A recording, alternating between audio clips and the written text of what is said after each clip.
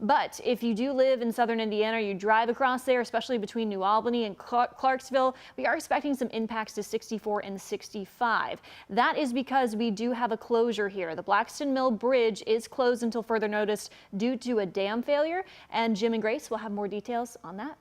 Yeah, Mallory, let's dive right into that right now. You're taking a live look at the dam, which is closed, or the road, which is closed because of that dam failure. Inspectors are scheduled to assess the bridge this morning at 8 o'clock to determine next steps, including when the bridge could reopen. It is a really popular route connecting northern New Albany to Clarksville, so folks are going to want it open as soon as it can be. It crosses over Silver Creek with the dam upstream.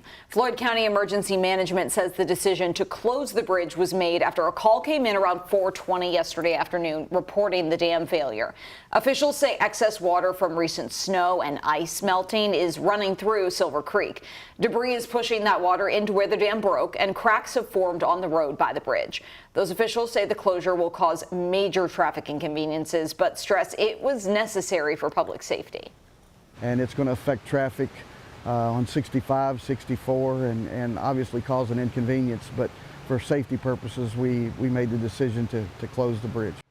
About 20,000 vehicles cross the Blackston Mill Bridge daily, and drivers have long voiced concerns about its condition. Just last month, we actually spoke to the Floyd County Commissioner about it because drivers were having issues with potholes. The bridge was built in 1964 and is already set for replacement, with a new structure expected to be completed by fall of 2027.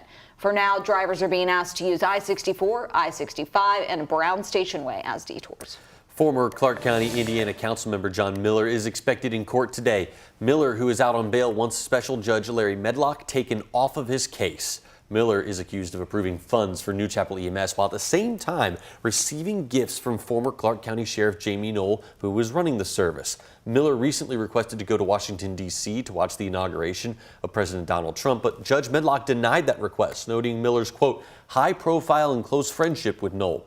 Medlock's ruling says Miller was given expensive gifts because of his relationship with Knoll, and this trip could be perceived as another one.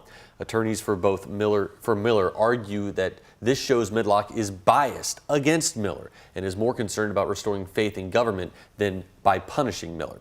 Miller is expected back in court at 2 p.m. Another former Clark County Council member, Brittany Faree, is also expected in court today. Knoll fathered a child with Faree, and according to court records, she accepted almost $105,000 in child support payments from him, paid with Utica Township Volunteer Firefighters Association funds. Faree is expected back in court at 1 p.m. The former Clark County sheriff could repay even more money than originally thought.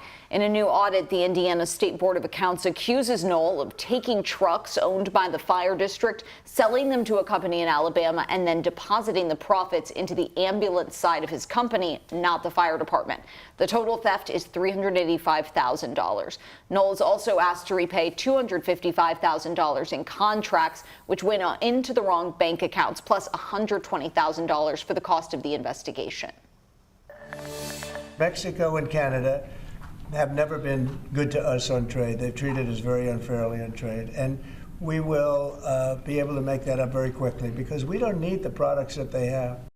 President Donald Trump signed a trio of executive orders on Saturday imposing 25% tariffs on Mexican and most Canadian imports and 10% goods on China.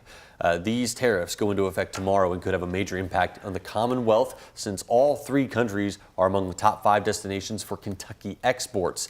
And these price hikes could even have a greater impact on your grocery bill. WHAS11's Clarice Shaley reports.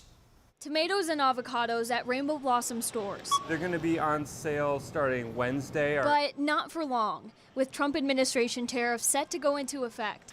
25% on goods from Mexico and Canada, and 10% on China. The tariffs are an effort by the president to put pressure on countries and to boost manufacturing and revenue for the United States government. There's not a whole lot that we can do to sort of prepare or stock up. We kind of just have to roll with the changes. Changes that could impact what you buy for the Super Bowl. So if you want to have guacamole at your Super Bowl party, and you want to use avocados, and Kroger is paying more to get those avocados, they're going to pass that cost on to you. There's a lot of produce that comes from Mexico, including tomatoes and avocados, but lemons also are from Mexico, along with limes. We can only do so much. Yeah.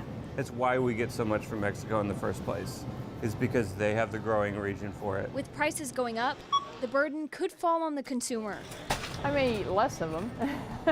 Yeah, if they became $10, I would probably be irritated, but that wouldn't stop me from buying one or two. Kentucky lawmakers like Democratic U.S. Representative Morgan McGarvey says the tariffs will impact many different sectors. This is going to hurt us. These broad tariffs shouldn't happen. And I think we're going to see it raise the prices of everything from avocados to lumber to gas. Back in the grocery stores, We're definitely going to look for ways to keep our prices down. owners and customers bracing for the impacts. If these tariffs affect people's decisions about what they're eating, then it's not ultimately very good for their health. In Louisville, Clarice Shaley, WHAS11 on your side. Canada's Prime Minister and the President of Mexico both vow to retaliate with tariffs of their own. Trump's tariffs are set to take effect tomorrow, just after midnight.